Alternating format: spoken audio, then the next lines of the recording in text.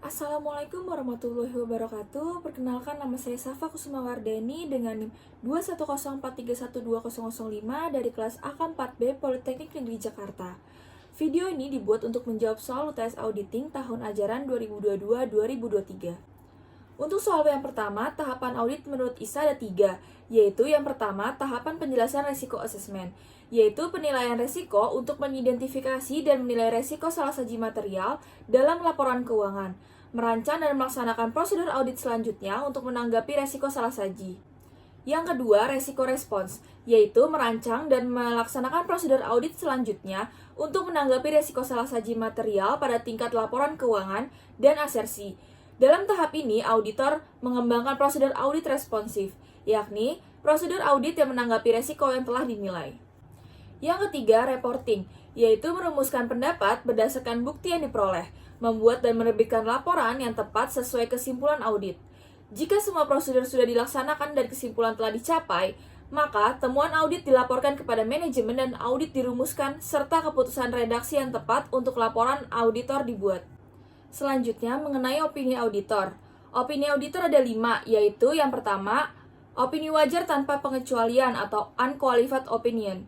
Adalah pendapat yang diberikan auditor tanpa suatu keberatan apapun atas ikhtisar keuangan yang disajikan oleh pihak manajemen. Diberikan jika auditor tidak menemukan kesalahan yang material secara keseluruhan dari laporan keuangan, atau bisa disebut laporan keuangan yang dibuat sudah sesuai dengan prinsip akuntansi yang berlaku. Yang kedua, opini wajar tanpa pengecualian atau unqualified opinion with explain paragraph. Dapat dimodifikasi menjadi opini wajar tanpa pengecualian dengan paragraf penjelasan ketika auditor harus menambah satu paragraf penjelasan dalam laporan auditnya. Yang ketiga, opini wajar dengan pengecualian atau qualified opinion merupakan pendapat yang diberikan auditor dengan keberatan tertentu atas salah satu perkiraan yang tercatat dalam laporan keuangan.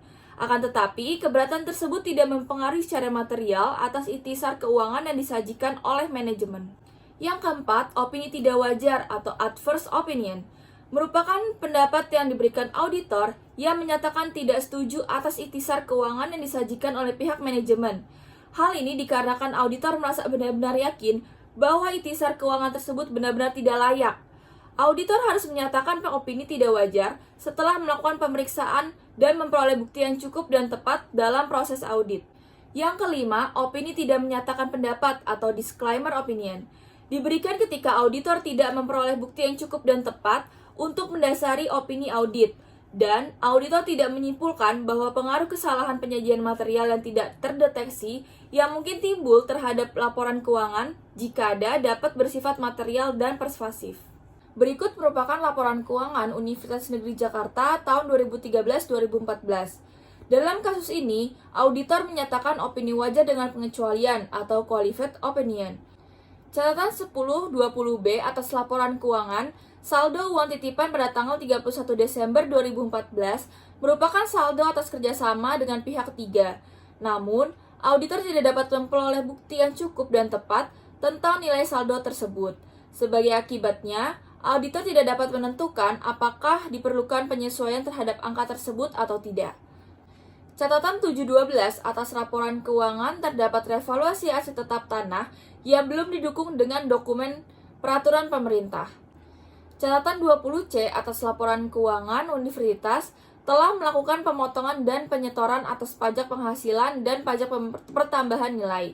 Namun, belum menyampaikan surat pemberitahuan massa sehingga tidak dapat mengetahui mengenai kewajiban atau utang pajak pada akhir periode.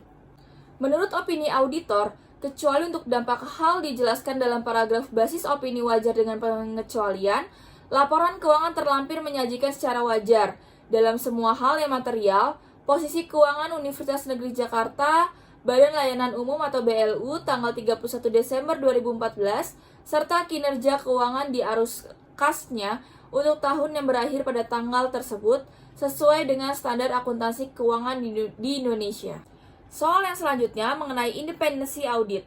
Independensi audit ada 3, yaitu yang pertama, independence in fact, yaitu selama proses audit memegang teguh prinsip dan kode etik auditor, kejujuran yang tinggi, serta keterkaitan yang erat dengan objektivitas. Yang kedua, independence in appearance, yaitu pandangan pihak lain terhadap diri auditor sehubungan dengan pelaksanaan audit atau hubungan antara auditor dengan klien. Yang ketiga, independence in mind, yaitu tidak berpihak untuk menguntungkan dirinya sendiri walaupun belum dilaksanakan. Sekian jawaban saya mengenai soal UTS Auditing. Terima kasih atas perhatiannya, kurang lebihnya mohon maaf. Wassalamualaikum warahmatullahi wabarakatuh.